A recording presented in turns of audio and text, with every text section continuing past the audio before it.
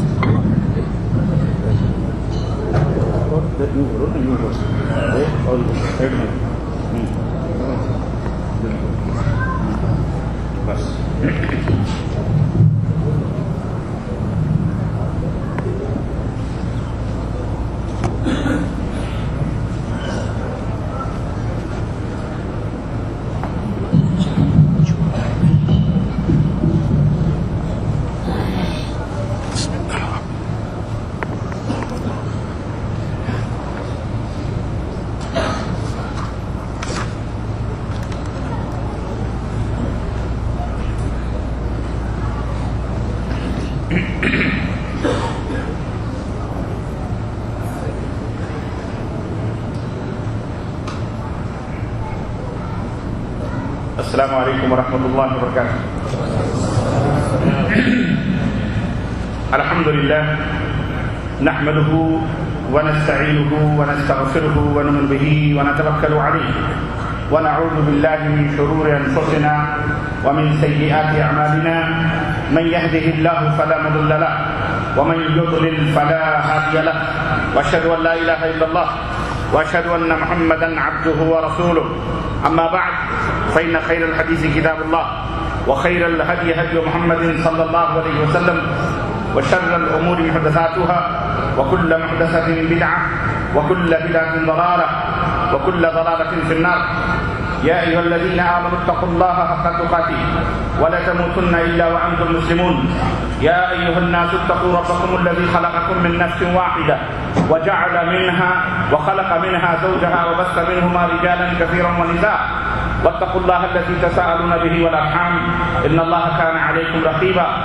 يا أيها الذين آمنوا اتقوا الله وقولوا قولا سديدا يصلح لكم أعمالكم ويغفر لكم ذنوبكم ومن يطع الله ورسوله فقد فاز فوزا عظيما.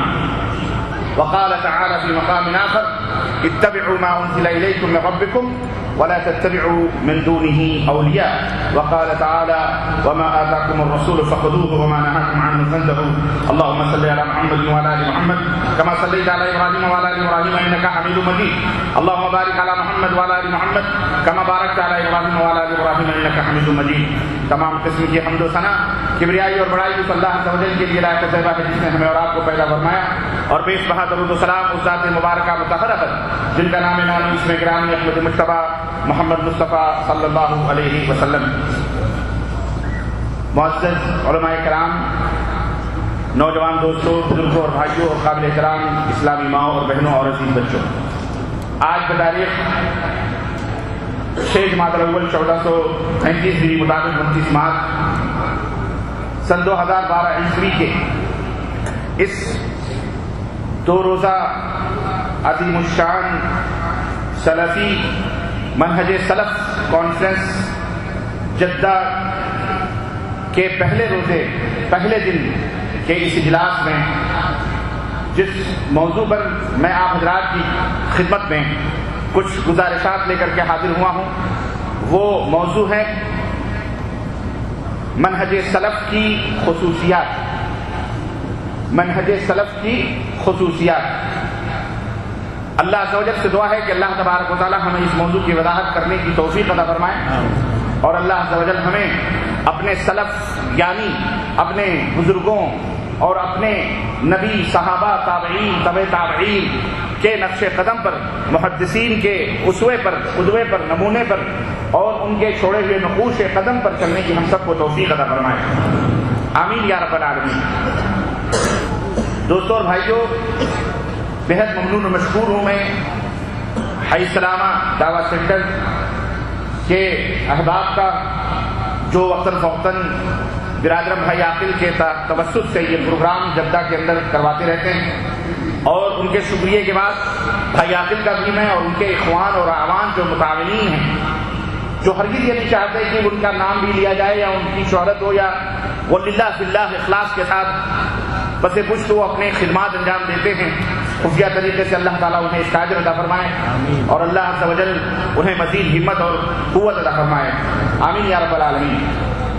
میں مشکور اور ممنون ہوں کہ جنہوں نے یہ جدہ کی قدیم اور تاریخی شہر اور جوار حرم میں، یعنی مکہ المکرمہ کے پڑوس میں واقع اس عظیم الشان شہر کی اس عظیم الشان علاقے میں یہ عظیم الشان سلفی کانفرنس منعقد کر رہے ہیں۔ یہ تاریخی کانفرنس ہے، جیسا کہ آپ نے سماعت فرمایا کہ اردو زبان میں پہلی کانفرنس ہے۔ اللہ تعالیٰ اور بھی مختلف مقامات پر اس طرح کی کانفرنس کرنے کی توفیق عطا فرمائے۔ اس میں ہمارے نہایت ہی قریبی اور بچپن کے دوست بھائی عزیزم شیخ محمد انصار زبیر محمدی حفظہ اللہ ہندوستان سے ایک ہفتہ ہوا ابھی تشریف لائے ہیں، اور وہاں بامبے کی سرزمین میں بنگالی مسجد جو حضرت مولانا مختار احمد نقوی رحمۃ اللہ علیہ کی مسجد تھی، جہاں وہ ہمیشہ زندگی بھر خطیب رہے اور اس منبر سے قرآن و سنت کی دعوت کو، اس کے پیغام کو لوگوں تک پہنچاتے رہے، ان کی وفات کے بعد یہ شرف اور یہ سعادت ہمارے عزیزم، ہمارے دوست، ہم سے چھوٹے ہیں اس لیے میں انہیں عزیزم کہتا ہوں، بھائی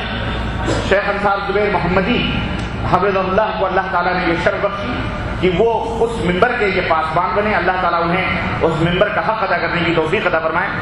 اور جبیل دعوت سینٹر میں آپ خدمات انجام دے رہے تھے، لیکن جب یہ بات انہوں نے سنی تو یہ مطلب یہاں سے انہوں نے رخت صبر باندھا اور بامبے پہنچے، اور وہاں الحمدللہ صرف بامبے ہی نہیں بلکہ ہندوستان کے مختلف گوشوں میں آپ دعوت و تبلیغ کے فریضے انجام دیتے ہیں، اور بہت سارے یعنی مبلغین اور دعات کے سرپرست، اور وہاں بہت سارے خدمات ہیں، بہرحال اس کے اندر آپ مشغول ہیں۔ اللہ تعالیٰ مزید توفیق عطا فرمائے اور اللہ تعالیٰ آپ کے سفر کو کامیاب فرمائے۔ ہماری ملاقات الحمدللہ بریدہ کے شہر میں پچھلی جمعہ کو ہوئی ہے۔ اس ملاقات میں میں نے آپ کو دعوت دی کہ آپ جدہ تشریف لائیں، جدہ جمعرات اور جمعہ کو میرا پروگرام ہے، آپ تشریف لائیں تو وہاں بھی کم از کم بھائیوں سے، اخوان سے آپ مخاطب کریں، انہیں بھی آپ نصیحت کریں۔ آپ نے لبیک کہی اور آپ جو ہے جدہ تشریف لائے، اللہ تعالیٰ جزائے خیر عطا فرمائے، اور اللہ تعالیٰ آپ کے سفر کو قبول فرمائے، اور جس مقصد سے آئے ہیں اللہ اس مقصد کو پورا فرمائے، آمین یا رب العالمین۔ ان تمام سب شکریہ اور تمہیدی اور کلمات کے بعد، جیسا کہ آپ نے سنا میں شاعر نہیں ہوں، نہ ہی شعر شاعری میرا مزاج ہے، لیکن کبھی کبھی کچھ تو بندیاں کر لیتا ہوں۔ جدہ ماشاءاللہ ادب جو اہل ادب اور فن کا شہر بھی ہے، اور یہاں سے جو اخبار اردو نیوز نکلتا ہے اس کے اندر بہت سارے شعراء کے کلام بھی کرتے ہیں، اسے ڈر بھی لگتا ہے، تو میں نے بھی کچھ اشعار اس مناسبت سے کہے ہیں، اور جو اس مناسبت سے خاص اشعار ہیں وہ تو میں کل کے لیے رکھا ہوں، وہ رکھے ہوئے ہیں نئے۔ یہ بھی ایک نعت رسول اکرم صلی اللہ علیہ وسلم ہے، میں نے کہنے کی جرات کی ہے۔ نعت تو پوری تقریریں ہوتی ہیں، لیکن اشعار کی شکل میں کہنا بھی یہ سنت حسانی ہے۔ حضرت حسان ابن ثابت رضی اللہ تعالیٰ عنہ نعت کہتے تھے، لیکن میرے عزیزوں اور بھائیوں، نعت کہنا یہ بہت ہی دل گردے کا کام ہوتا ہے، اور بالکل یوں سمجھیے کہ تیز دھار والی تلوار کے دھار پر چلنے کے برابر ہوتا ہے۔ نعت رسول صلی اللہ علیہ وسلم کہنا کوئی معمولی کام نہیں۔ آپ ان گویوں کی بات نہ کریں جو گاتے ہیں، آپ یہ نعت نہیں، یہ تو اللہ کے نبی صلی اللہ علیہ وسلم، اس میں توہین بھی ہے، اللہ کے نبی کی تعلیم کے خلاف بھی کرتے ہیں، اور نہ جانے کیا کیا کرتے ہیں۔ بہرحال میں وہ نعت حقیقی جو اللہ کے رسول صلی اللہ علیہ وسلم کے مقام اور رتبے کو ثابت کرنے والی ہے، جس کے اندر تعلیم ہے، جس کے اندر ہمارے لیے دعوت ہے، وہ کون؟ اللہ کے نبی کی کوئی زلفوں کی، کوئی کاکلوں کی، کوئی آنکھوں کی، کوئی آپ کے کپڑوں کی، کوئی مدد کی، کوئی استغاثے کی، کوئی تعاون کی، کوئی اللہ کے نبی کو پکار رہا ہے، کوئی حاجت روا بنا رہا ہے، کوئی مشکل، یہ سب مطلب پرستی ہے۔ یہ سب کیا ہے؟ بولو۔ ہاں، مطلب پرستی ہے۔ مطلب پرستی میں اللہ کے رسول صلی اللہ علیہ وسلم، مطلب نہیں تو خلاص۔ آپ اس طرح سے یہ نعت نہیں، نعت وہ ہے جو صحابہ نے اللہ کے رسول صلی اللہ علیہ وسلم کی تعریف کی، اور سب سے بہترین نعت خود اللہ عز و جل نے قرآن کریم میں فرمائی، وَرَفَعْنَا لَكَ ذِكْرَكَ، اے نبی ہم نے آپ کے لیے آپ کے ذکر کو بلند فرمایا۔ اللہ رب العزت نے جو نعت بیان کی، صحابہ کرام نے جو اللہ کے رسول صلی اللہ علیہ وسلم کی تعریف و توصیف کی، ہم ان سے بڑھ کر کے تعریف و توصیف اللہ کے نبی صلی اللہ علیہ وسلم کی نہیں کر سکتے۔ پھر بھی اس بندے ناچیز نے، کم علم نے کوشش کی ہے، آپ حضرات سماعت فرمائیں، اور اگر اجازت ہو ترنم سے پڑھ دیتے ہیں۔ بہرحال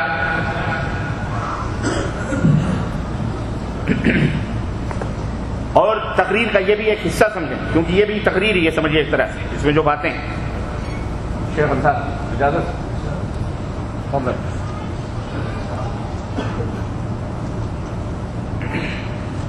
رسول پاک کی مدحت بیان کیسے کروں،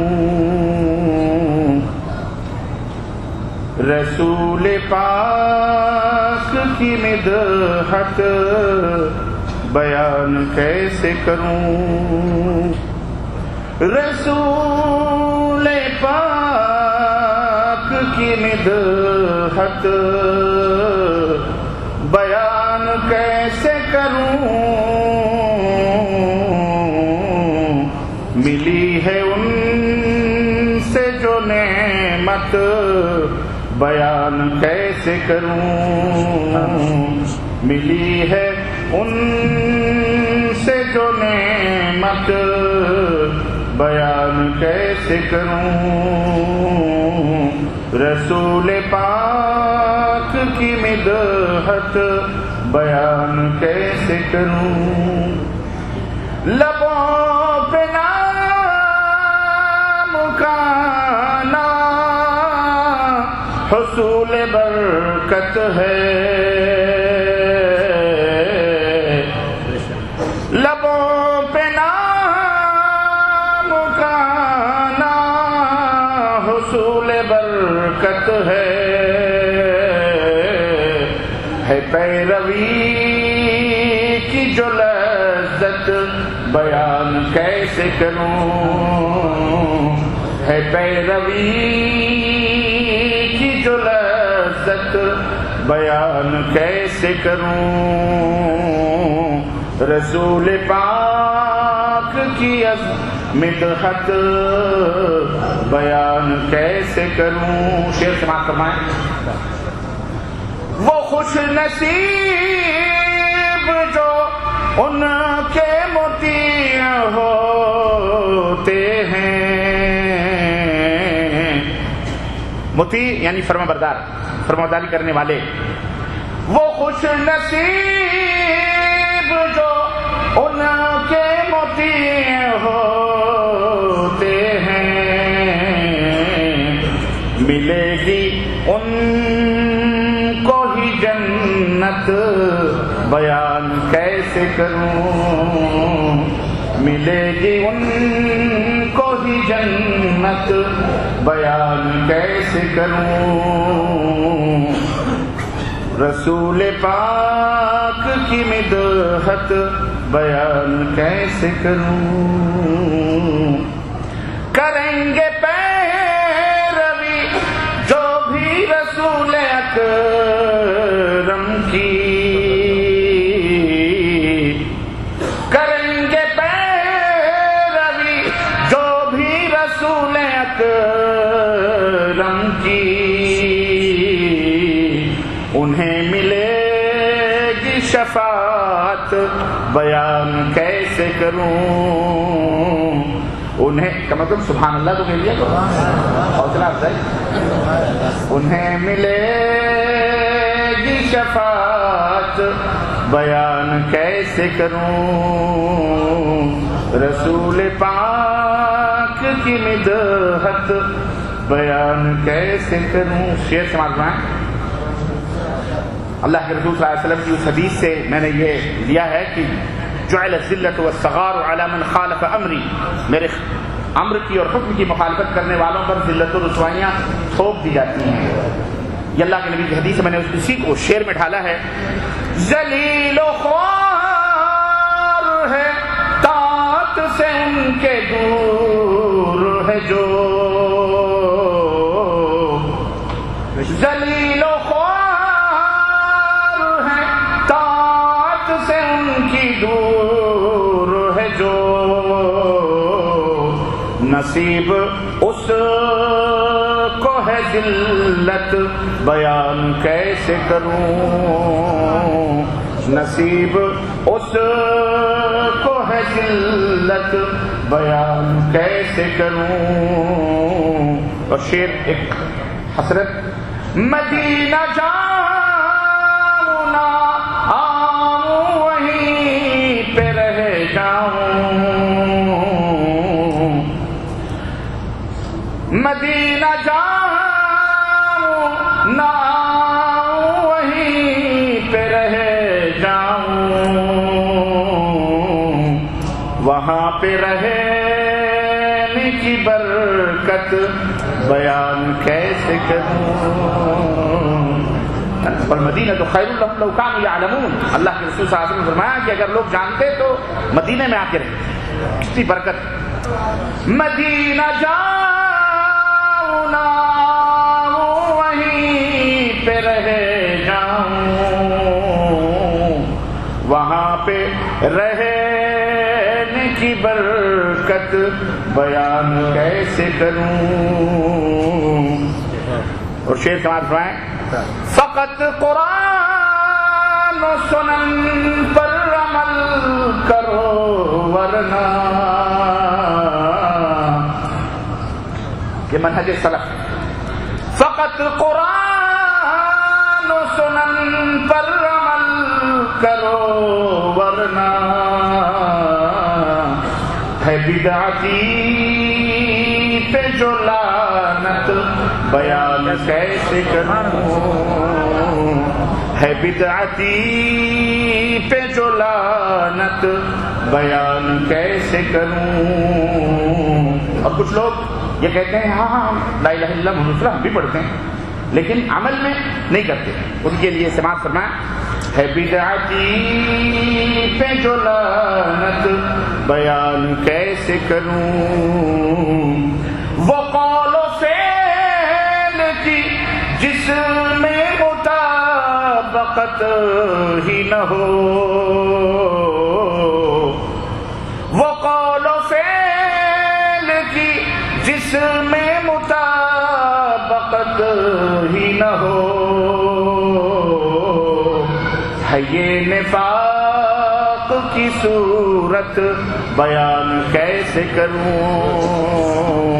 ہے یہ نفاق کی صورت بیان کیسے کروں اور سلف کا ہمارا عقیدہ ہے نبی کی شان میں ادنا سی جو اہانت ہے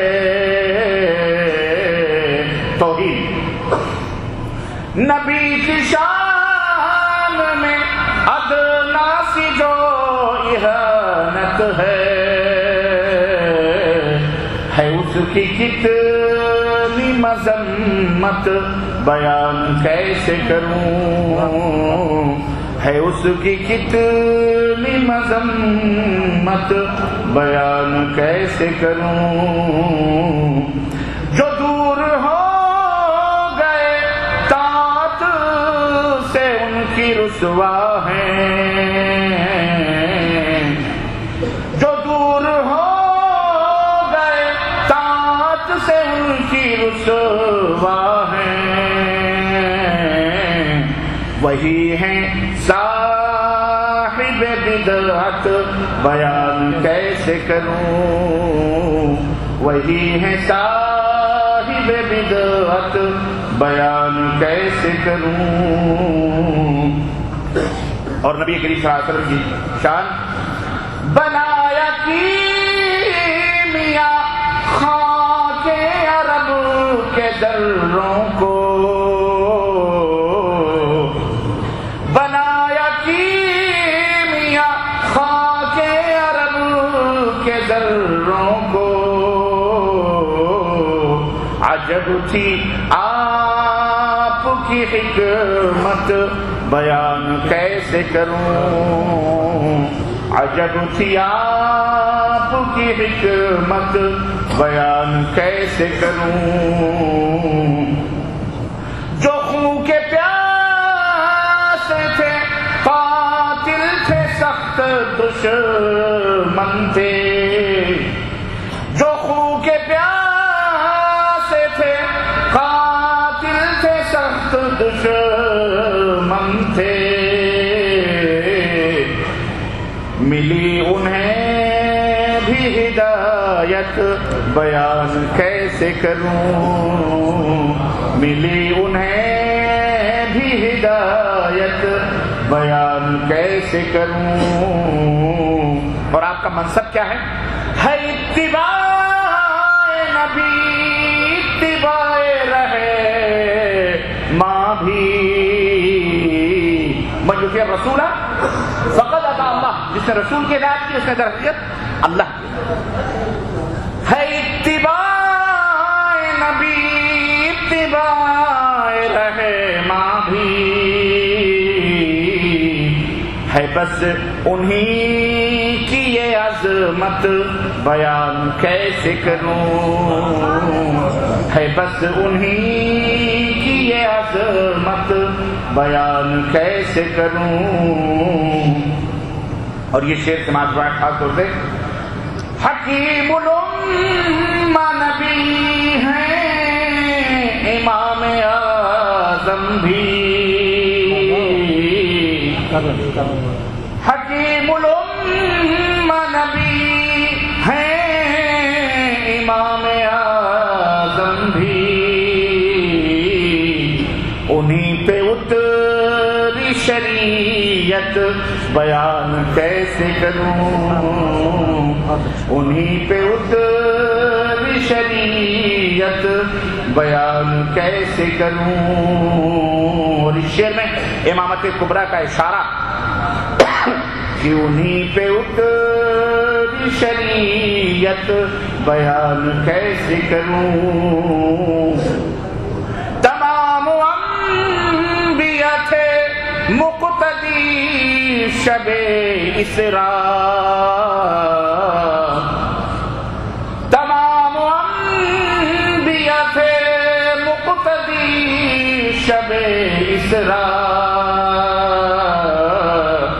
کرائی سب کی امامت بیان کیسے کروں۔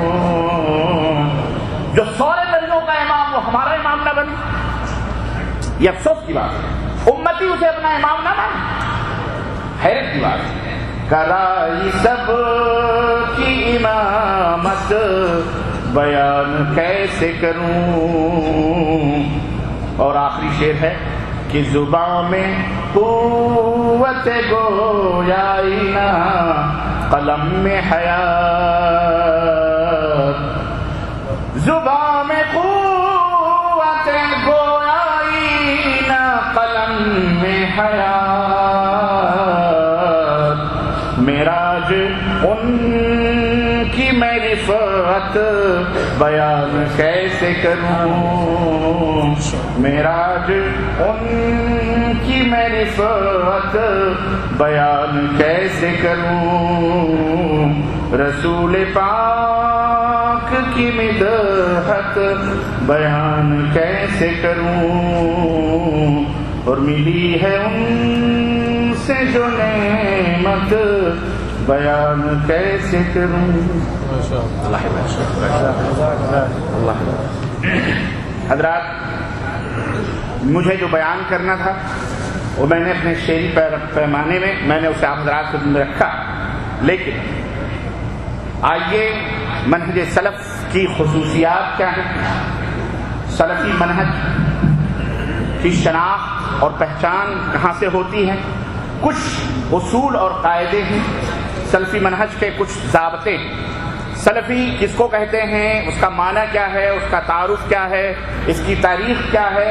انشاءاللہ کل کی کانفرنس میں جو سی پورٹ پہ ہونے والی ہے، جدہ سی پورٹ پہ، انشاءاللہ اس کے اندر وضاحت کی جائے گی۔ مختصراً آپ یوں سمجھ لیں کہ سلفی ہو یا اہل الحدیث ہو یا اہل الاثر ہو یا اہل السنہ والجماعہ ہو یا اہل حق ہو یا جو کچھ بھی ہوں، بہرحال طائفہ منصورہ ہو یا ناجی فرقہ ہو یا فرقہ ناجیہ ہو، یہ سارا کا سارا ایک ہی پیڑ ہے، ایک ہی شجر ہے اور اس کا ایک ہی دانہ ہے، ایک ہی گروہ، ایک ہی جماعت کے یہ سارے نام ہیں، جو کہ طائفہ منصورہ یعنی کامیاب اور غالب جماعت، اسی طرح سے کامیاب ہونے والا گروہ، کامیاب ہونے والی جماعت، یا اس کو سلفی کہہ لیں یا اسے اہل الحدیث کہہ لیں یا اسے اہل السنہ والجماعہ کہہ لیں یا اسے اہل الاثر کہہ لیں یا اہل سنت کہہ لیں یا طائفہ منصورہ کہہ لیں یا اسے سواد اعظم کہہ لیں، جو کچھ بھی کہہ لیں، یہ ایک ہی گروہ کا، ایک ہی جماعت کا، کہ یہ کئی نام ہیں جو پیار اور محبت سے وقت اور حالات کے ساتھ ساتھ رکھے گئے ہیں، یہ شناخت ہیں، یہ پہچان ہے، ورنہ ان کا اصل نام اسلام اور مسلمان ہے۔ کیوں سمجھ؟ مسلمان ہیں، اسلام ہے، یہ جو مختلف دوروں کے اندر، ادوار کے اندر مختلف نام منتخب کیے گئے، صرف اس کی ایک وجہ یہ تھی کہ اہل باطل، اہل ہوس، اہل الرائے اور اسلام سے دور منحرف مناہج اور طور اور طریقے رکھنے والے، وہ بھی اپنے آپ کو وہی لفظ، وہی لقب کہنے لگے، اپنے آپ کو مسلمان کہنے لگے۔ تو اہل السنہ کا کسی دور کے اندر جناب علی یہ لقب اختیار کیا گیا، پھر اسی کو اہل الحدیث، جب اہل الرائے پیدا ہوئے تو انہیں کو اہل الحدیث کہا جانے لگا، پھر اس کے بعد میں اور بھی جو ہے انحرافات پیدا ہوتے رہے، تو پھر سلفی منہج، پھر اہل السنہ میں بھی کئی بدعتی گروہ پیدا ہوئے، جماعتیں پیدا ہوئی جیسا کہ آج موجود ہیں، تو پھر سلفیہ یا سلفی منہج یا سلفی ان کو کہا جانے لگا۔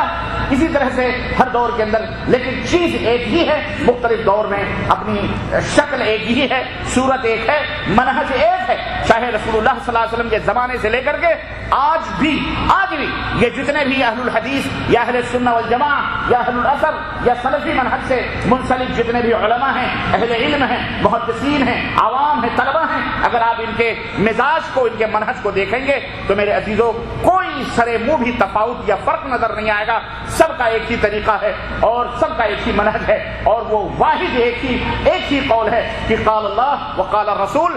آج بھی اگر کوئی شخص قال اللہ قال رسول پیش کرتا ہے اور کہتا ہے یہ اسلام ہے، ہم ہرگز اس کی مخالفت نہیں کرتے، بلکہ ہم اسے اپنے سراغوں میں بٹھاتے ہیں۔ مخالفت اس کی ہوتی ہے جو اس قال اللہ قال رسول سے ہٹ کر کے کوئی اور طریقہ اختیار کرتا ہے، کوئی اور منہج اختیار کرتا ہے، کوئی اور راستہ اختیار کرتا ہے، ہم اس کے مخالف ہیں، کیونکہ وہ سلفی نہیں ہے، وہ اہل الحدیث نہیں ہے، وہ منحرف ہے، وہ بھلے وہ کافر نہ ہو لیکن بدعتی ہو سکتا ہے، فاسق و فاجر ہو سکتا ہے، منحرف ہو سکتا ہے، ہم اسے کافر نہیں بناتے، ہمیں کیا ضرورت ہے کسی کو کافر کہنے کی؟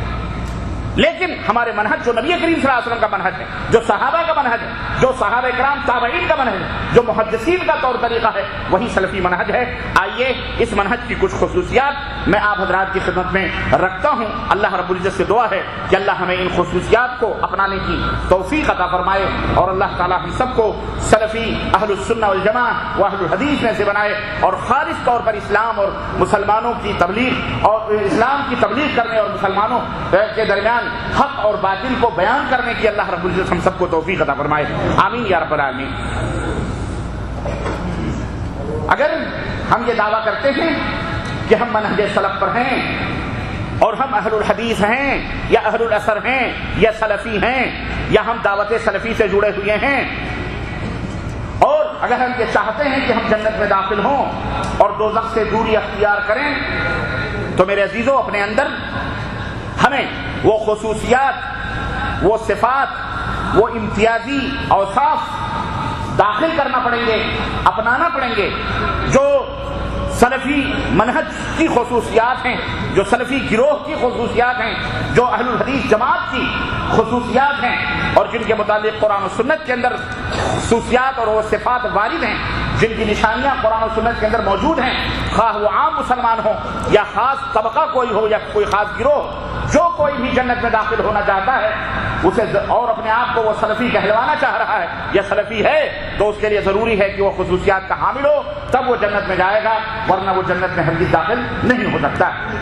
یہ واضح طور پر میں آپ حضرات کی خدمت میں وہ صفات، نمبر 1 خصوصیت جو منہج سلف کی خصوصیت ہے وہ یہ ہے کہ جو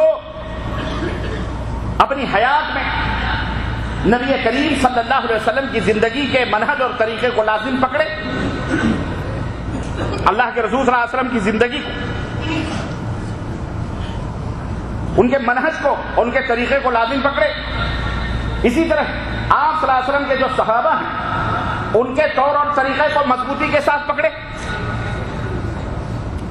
وہ منہج، وہ طریقہ جو قرآن میں ہے، جسے اللہ نے اپنے رسول حضرت محمد الرسول اللہ صلی اللہ علیہ وسلم پر نازل فرمایا، اور حضرت صلی اللہ علیہ وسلم نے اسے کھول کھول کر اپنے صحابہ اور تمام مسلمانوں کے لیے بیان فرمایا، اور تمام مسلمانوں کو انہی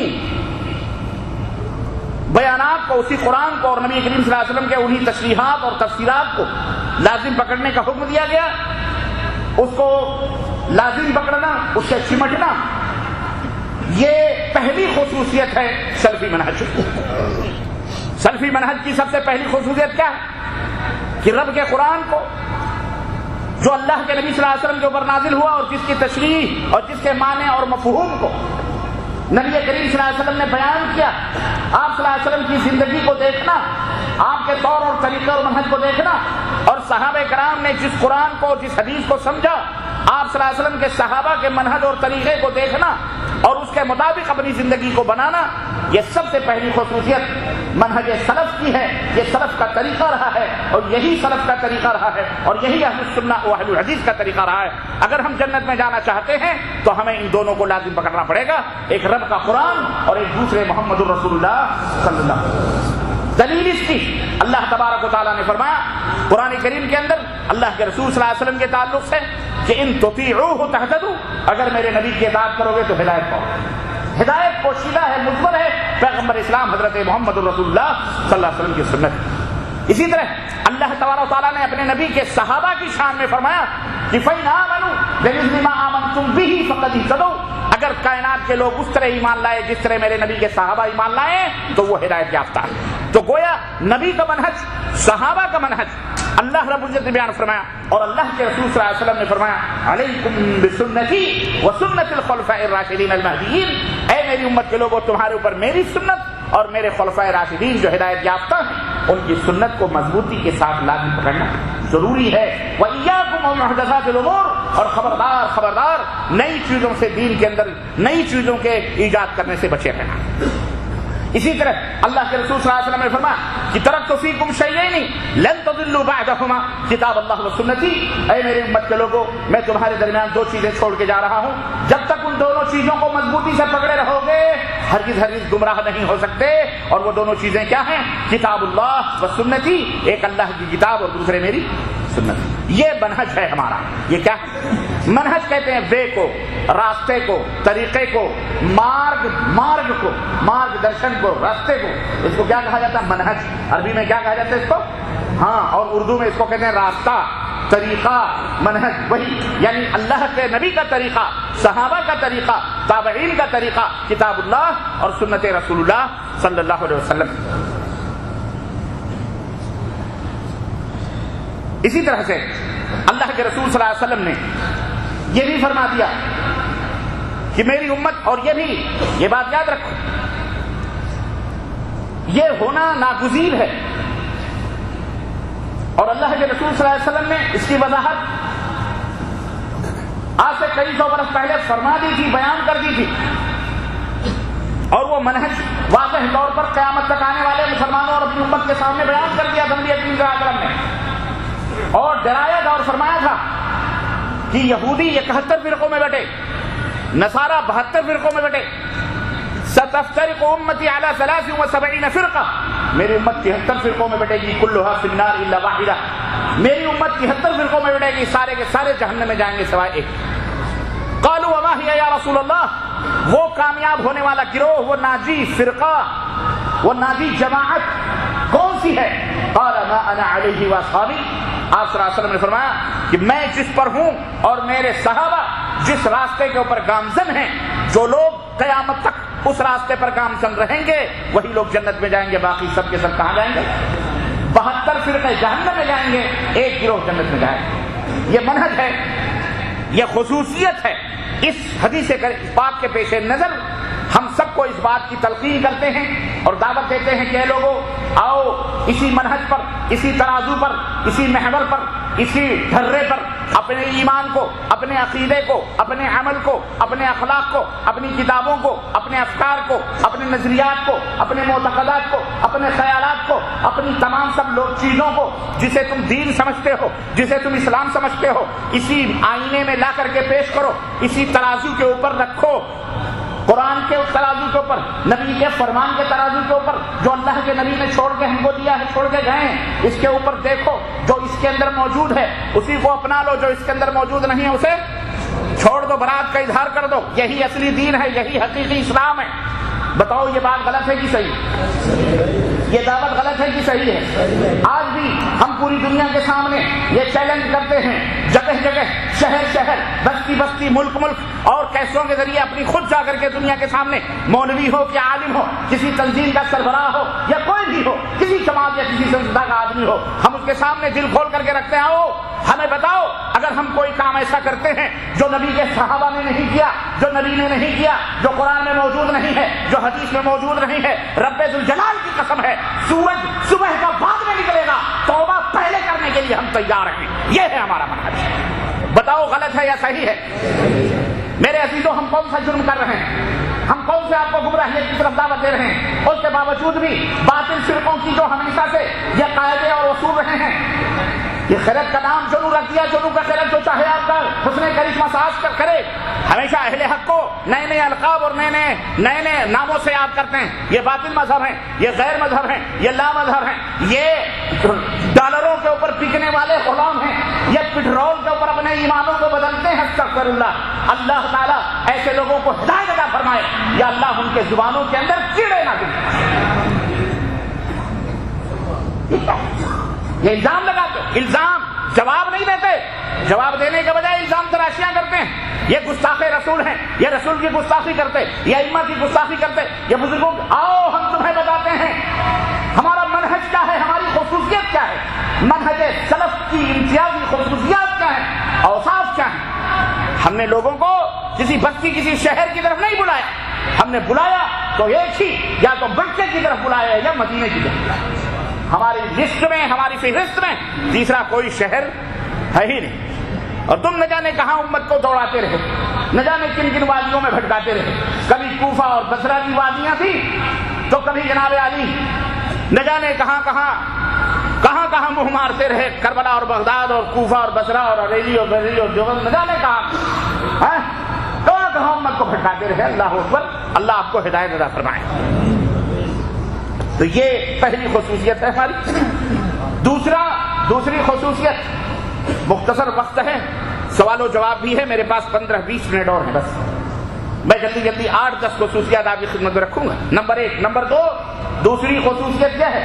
منہج سلف کی دوسری خصوصیت کیا ہے کہ جب بھی ان کے درمیان کوئی اختلاف پیدا ہوتا ہے، یہ منہج ہے ہمارا، جب بھی کوئی اختلاف پیدا ہو، چاہے ذاتی اختلاف ہو، چاہے دنیاوی اختلاف ہو، چاہے عقیدے کا اختلاف ہو، چاہے فقہ کا اختلاف ہو، چاہے سمجھ کا اختلاف ہو، احکام کے اختلافات ہوں، عبادات کے اختلافات ہوں، کوئی بھی اختلاف ہو، کسی بھی قسم کا تنازع، کسی بھی قسم کا تفرقہ، کسی بھی قسم کا اختلاف پیدا ہو جاتا ہے، تو سلف کے منہج کی خصوصیت یہ ہے اور سلفی کی خصوصیت یہ ہے کہ وہ ان اختلافات کو اللہ اور اس کے رسول کے کلام کی طرف لوٹاتے ہیں، اللہ اس کے رسول کی طرف لوٹاتے ہیں، اور اللہ اس کے رسول کی طرف لوٹاتے ہیں، اور اس کے اندر جو حل موجود ہے، اختلاف کو ختم کرنے کے جو قاعدے موجود ہیں، انہیں اپنا کر اپنے اختلافات کو ختم کر لیتے ہیں۔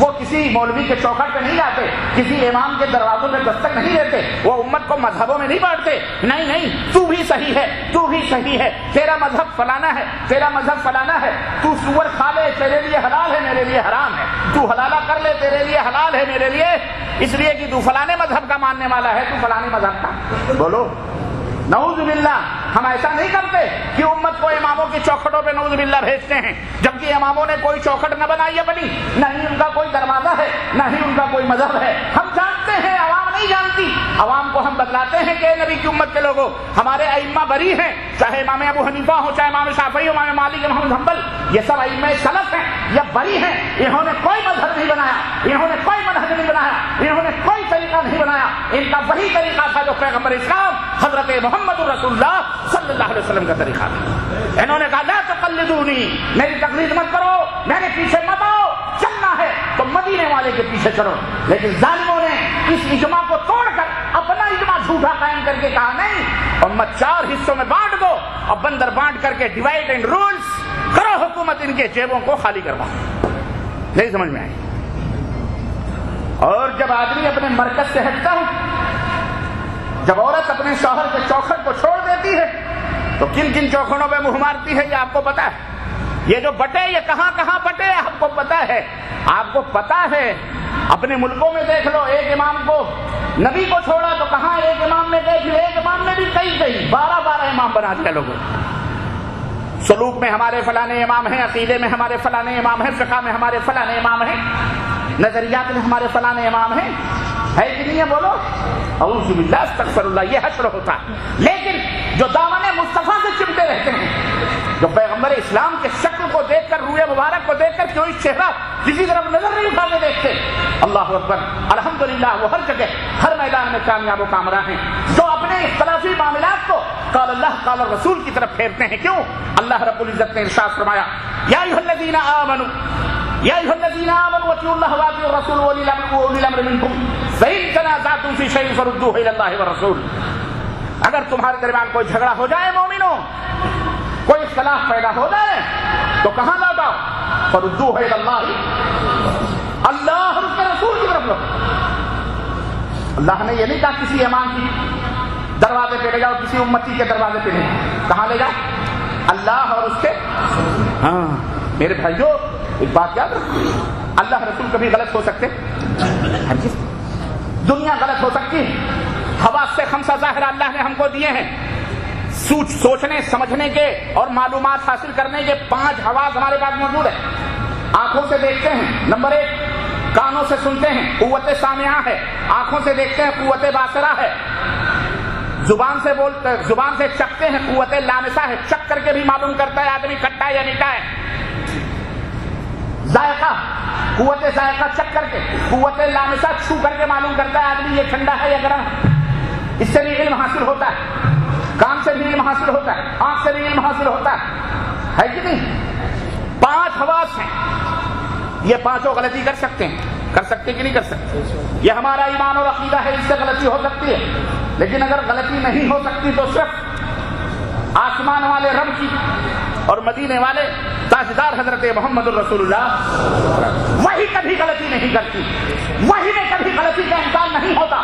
میں نے یہ بات اس لیے کہی ہے کہ اگر کائنات کے لوگ یہ کہتے ہیں کہ معراج ربانی یہ پانی کا گلاس ہے یا پانی کا بوتل ہے، پانی کا بوتل ہے، میری نگاہ بھی کہہ رہی ہے، میرا ہاتھ بھی کہہ رہا ہے، دنیا بھی کہہ رہی ہے، سب کچھ کہہ رہے ہیں، بڑے بڑے عقل مند کہہ رہے ہیں یہ پانی کا بوتل ہے، لیکن اگر میرے حبیب نے، میرے اللہ نے یہ کہا ہے کہ یہ پانی کا بوتل نہیں بلکہ یہ سونے کا گلاس ہے، ہمیں دکھائی دیتا ہے پانی کا گلاس، ہمیں نظر آتا ہے پانی کا بوتل، لیکن اللہ رسول نے کہا ہے سونا ہے، اصلی مومن وہ ہے جو کائنات کو ٹھوکروں پہ مار دے، اللہ اس کے رسول کی بات پر کھڑا ہو دے۔ یہ ہے منہج ہمارا، یہ ہے ہمارا، سمجھ رہے ہیں کہ نہیں سمجھ رہے؟ یہ سونا ہے، ارے بھائی یہ گلاس ہے، پانی ہے، لیکن نہیں، اللہ رسول نے کہا ہے یہ سونا ہے۔ نگاہیں غلط کر سکتی ہیں، آنکھیں دھوکہ کھا سکتی ہیں، کان اور زبان غلط کر سکتے ہیں، انسان کی سوچ اور فکر معطل ہو سکتی ہے، ضلالت و گمراہیت میں ڈوب سکتی ہے، لیکن وہی کبھی غلطی۔ آپ مومن اس وقت ہوں گے جب یہ ایمان آئے گا، نہیں سمجھ رہا، یہ ایمان جب آئے گا تب مومن۔ یہ ہے منہج سلف، یہ ہے خصوصیت منہج سلف۔ نمبر 3، کبھی بھی سلفی منہج کی خصوصیتوں میں سے خصوصیت یہ ہے کہ اللہ اور اس کے رسول سے کبھی آگے بڑھنے کی کوشش نہیں کرتے۔ بات آ گئی آسمان والے رب کی، بات آ گئی محمد الرسول اللہ کی صلی اللہ علیہ وسلم، خلاص سپریم کورٹ کا فیصلہ ہے، گئے ہائی کورٹ اور لوور کورٹ سیشن کورٹ تیل لگائے، نہیں سمجھ میں؟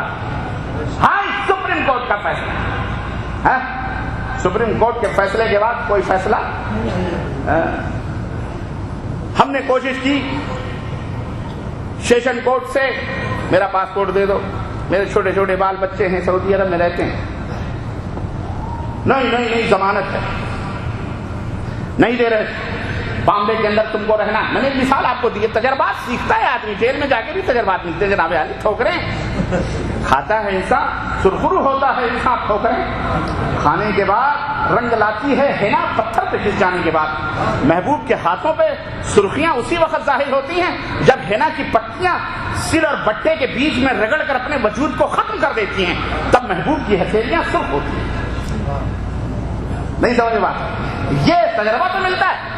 ہم نے کہا مائی باپ دے دو، یار لوگوں نے ایسی ٹکٹی لگائی، نہیں کوئی بات نہیں، ہمارا بھارت مہان ہے، بہت سارے راستے ہیں، ایک آپشن نہیں ہے، بہت سارے آپشن۔ آپ نے کل دیکھا کسی کے اوپر پھانسی کا پھندا لٹکنے والا تھا، 100 آدمی کھڑے ہو گئے، لاٹھی ڈنڈے پیٹ پاٹ دکان بند کی، ہو دیکھیے آپ جناب عالی صدر مملکت نے اس کی پھانسی ہی ڈال دی۔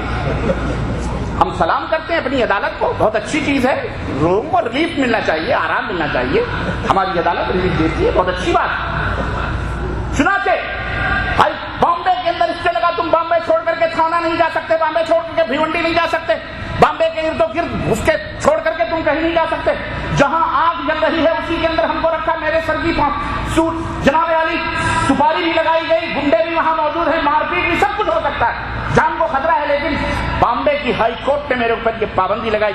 ہم نے سپریم کورٹ کا دروازہ ایک بہن نے کھٹکھٹایا، سپریم کورٹ نے فیصلہ دیا جہاں آگ جل رہی ہے کلینٹ کو وہاں رکھنے بے دخل مندی، فوری طور پر ان کو ریلیز کیا جائے، ان کا پاسپورٹ واپس کیا جائے اور ان کو کہیں بھی جانے کی اجازت دے دی جائے۔ اسٹے پر اسٹے سپریم کورٹ نے لگایا، سارے کے سارے ٹائم فش، باپ دادا کا آرڈر آ گیا تو بچے کیا کر سکتے ہیں؟ سپریم کورٹ کا فیصلہ ہے، سپریم کورٹ کی عدالت ہے، تو نیچے کی عدالتیں یارو یہ دنیا کی عدالتیں اپنے فیصلے ٹال دیتی ہیں، لیکن ہم کتنے بدبخت ہیں کہ اللہ رسول کا فیصلہ آ جائے ہم اپنے اماموں کے فیصلے ٹالنے کے لیے تیار نہیں ہوتے۔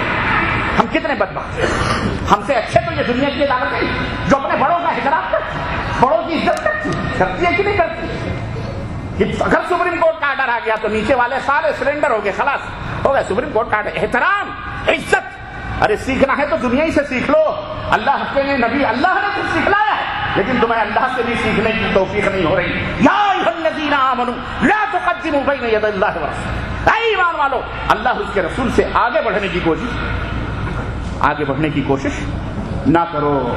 اور آج آگے کیا گرو رہ گئے، چلا چکر ہو گیا، اللہ رسول کو پتہ ہی نہیں، آپ کو پتہ ہے، آپ کو پتہ ہے، ماشاءاللہ، چلے کوئی بات نہیں۔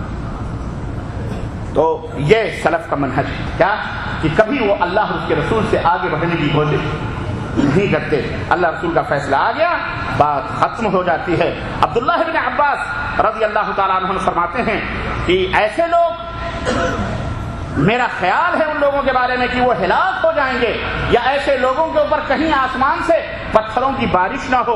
میں یہ کہتا ہوں کہ اللہ کے نبی نے فرمایا، اور لوگ مجھ سے کہتے ہیں کہ قال ابو بکر و قال عمر، لوگ کہتے ہیں ابو بکر نے کہا ہے، عمر نے کہا ہے، مجھے خطرہ ہے کہ کہیں ان کے اوپر آسمان سے پتھروں کی بارش نہ ہو۔ اللہ، یعنی چاہے ابو بکر ہو چاہے عمر ہو، وہ اللہ کے نبی سے بڑھ کے ہو سکتے ہیں؟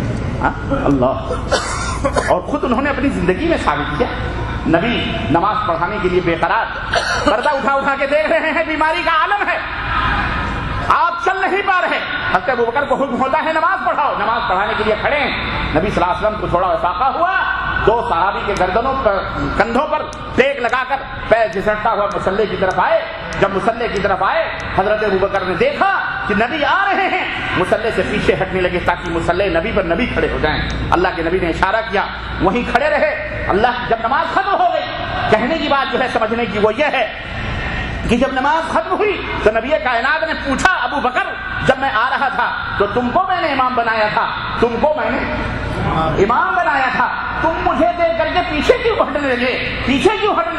کہنے لگے اللہ کے نبی ابو قحافہ کے بیٹے کی یہ بات کہ نبی آوے اور ان کے مصلی پہ وہ کھڑا رہے، ایسا ہو سکتا ہے؟ یہ ادب، یہ احترام ہے۔ اللہ اکبر، اپنا نام نہیں لیا، کہا ابو قحافہ کے بیٹے، اللہ، یہ محبت ہے، یہ ادب و احترام ہے، یہ ہے سلفی منہج کا امتیاز۔ اور خصوصیت ہمیں بھی اسی طرح سے میرے عزیزوں اپنی زندگی میں اس منہج کو لانا چاہیے، اور یہی بتانے کے لیے یہ کانفرنس ہو رہی ہے۔ نمبر 4، سلفی منہج ہمیشہ توحید الہی پر گامزن رہتے ہیں، کبھی عقیدوں کا سودا نہیں ہوتا، عقیدوں پر کبھی کمپرومائز سلف نے نہ کیا ہے، نہ نبی نے کیا، نہ نبی کے صحابہ نے کیا، گردنیں کٹا دی، مصیبتوں کو سہ لیا، برداشت کر لیا، لیکن کبھی کفر کو اسلام، شرک کو توحید ہرگز اپنی زبان سے نہ کہا۔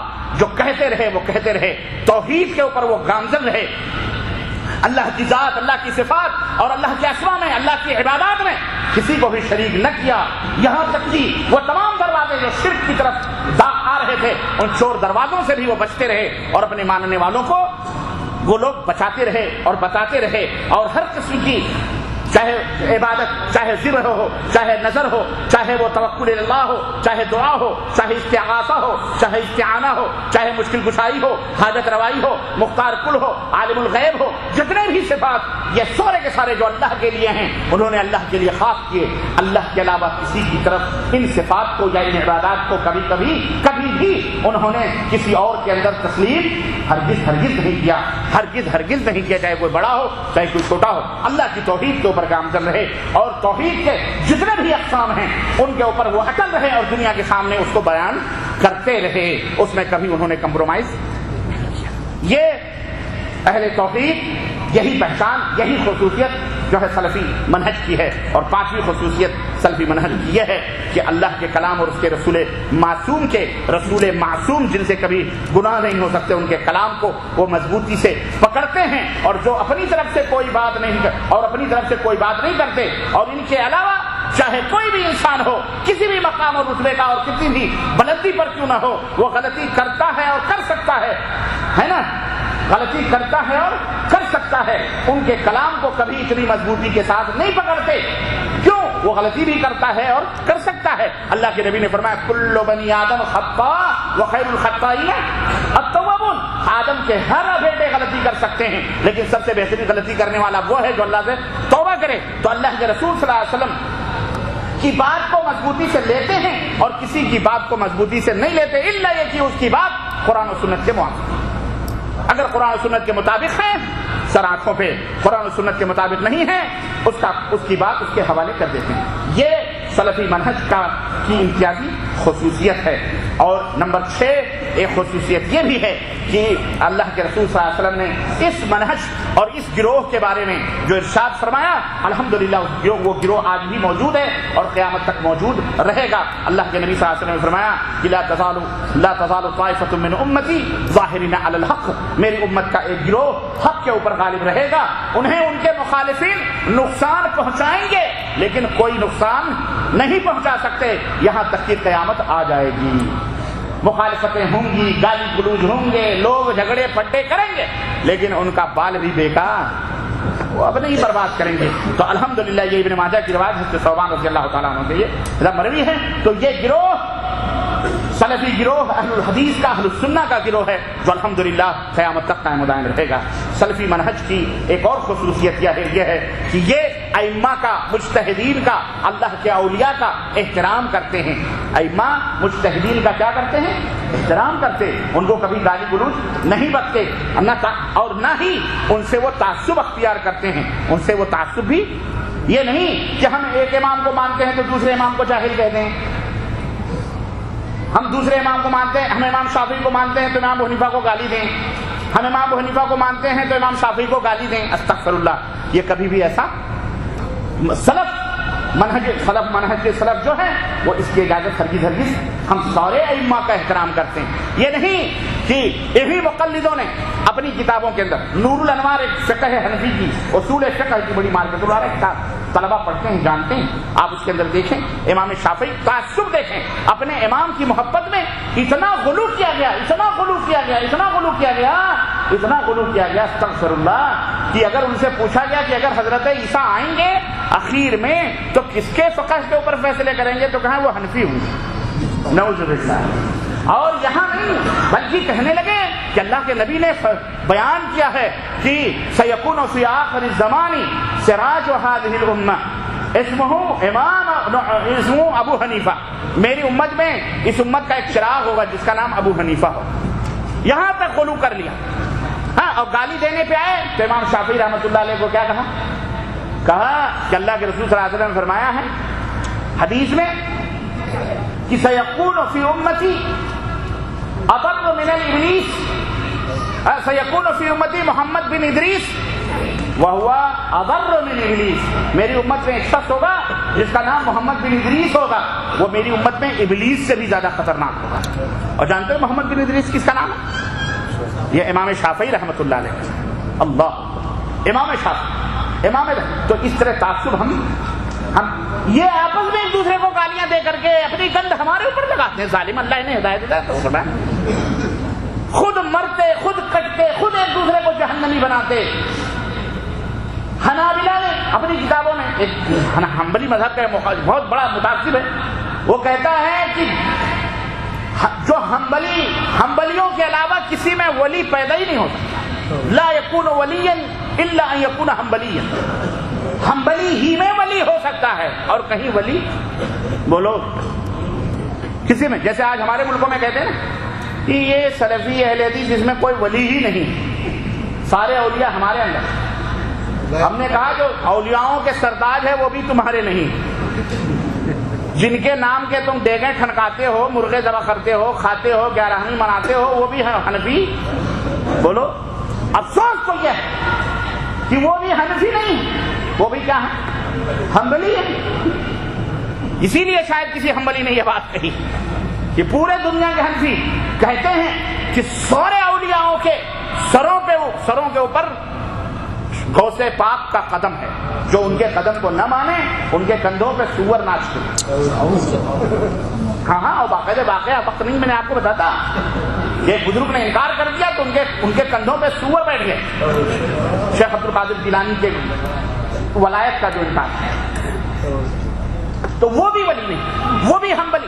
تو اسی طرح سے لوگ غلو کرتے ہیں. یہ منہج سلف نہیں ہے. تو منہج سلف یہ نہیں ہے کہ وہ بلکہ حقیقت یہ ہے کہ ولی ہر وہ شخص ہے جو کتاب اللہ اور سنت رسول اللہ کو لازم پکڑے. اس میں کوئی چھوٹا ولی ہے، کوئی بڑا ولی ہے کہ لیکن اللہ کے دوست سارے کے سارے مومن جو مشرک اور بدعتی نہیں ہیں وہ سارے اللہ کے کون ہیں؟ دوست ہیں. یہ ہمارا ایمان اور عقیدہ ہے. اسی طرح سے منہج سلف یہ ہے کہ اللہ کے اسماء اور صفات کے اندر وہ تعویل نہیں کرتے، نہ ہی اس کے حقیقی معنی سے پھیرتے ہیں. اللہ تعالیٰ نے اگر کہا ہے کہ وہ عرش پر ہے تو ہمارا ایمان ہے کہ اللہ. ان کا عقیدہ یہ نہیں ہے کہ اللہ ہر جگہ ہے یا اللہ حمام میں، ٹوائلٹ میں، نعوذ باللہ ہر جگہ. جیسا کہ بدعتیوں نے لکھا ہے اپنی کتابوں کے اندر کہ جناب اہل بدع نے کہ جناب ایک بزرگ تھے، وہ ہفتوں جو ہے کیا کہتے ہیں حضرت عاقل صاحبی کے دیوبند کے علاقے کے ہیں، ان کے علاقے میں بڑے ولی اللہ پیدا ہوئے، اللہ ہدایت دے.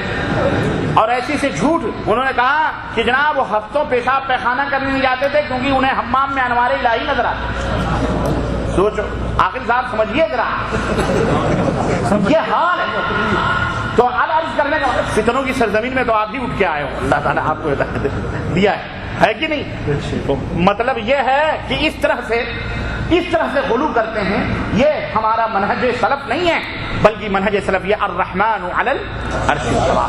اللہ ہر جگہ موجود نہیں بلکہ اللہ کی ذات عرش اعظم پر موجود. اللہ کے ہاتھ ہیں، اللہ کی پٹلی ہے، اللہ کے چہرہ ہے، اللہ کی آنکھ ہے. یہ سب قرآن و حدیث کے اندر موجود ہے اور جیسے موجود ہے ویسے ہم اس کے اوپر ایمان لاتے ہیں. یہ ہم نہیں کہتے کہ اللہ کے ہاتھ ہمارے ہاتھوں کی طرح، اس کی آنکھیں فلاں کی آنکھوں کی طرح، اس کا چہرہ فلاں کے چہرہ. ہرگز نہیں، تشبیہ نہیں دیتے، بلکہ لیس کمثلہ شیء، اللہ کی طرح کوئی نہیں، اللہ کی کوئی مثال نہیں، وہ جس کی شان ہے اسی طرح سے. اسی طرح سے اہل سلف کا بس 2-3 اور پوائنٹس ہیں. 9واں منہج اور ان کی امتیازی شان یہ ہے کہ وہ ہمیشہ لوگوں کو بھلائیوں کا حکم دیتے ہیں اور برائیوں سے روکتے ہیں. صرف میٹھی میٹھی باتیں نہیں بتاتے، میٹھی میٹھی سنتیں، میٹھی اور کڑوی کون تمہارے ابا عمل کریں گے نہ. اگر یہی منہج ہے سنت کا اور یہی منہج ہے قرآن کا اور یہی منہج ہے رسول اللہ صلی اللہ علیہ وسلم کا. اگر اللہ نے کہا زنا نہ کرو، اگر اللہ نے کہا نکاح کرو، شیاطین جانے معاف کر، اعوذ باللہ پڑھ دیں، ویسے ہی بھاگ جائیں گے. اندر نہیں آئیں گے، باہر تالیاں بجا کے ہو رہا ہے نا دین کا کام، تو باہر بھی بھاگیں گے. شیاطین اللہ پکڑو، پکڑ کے ان کو 2 تماچے مار کے پولیس کے حوالے کر. کہنے کا مطلب یہ ہے کہ میرے عزیزو منہج سلف کیا ہے؟ وقت ختم ہو گیا ہے.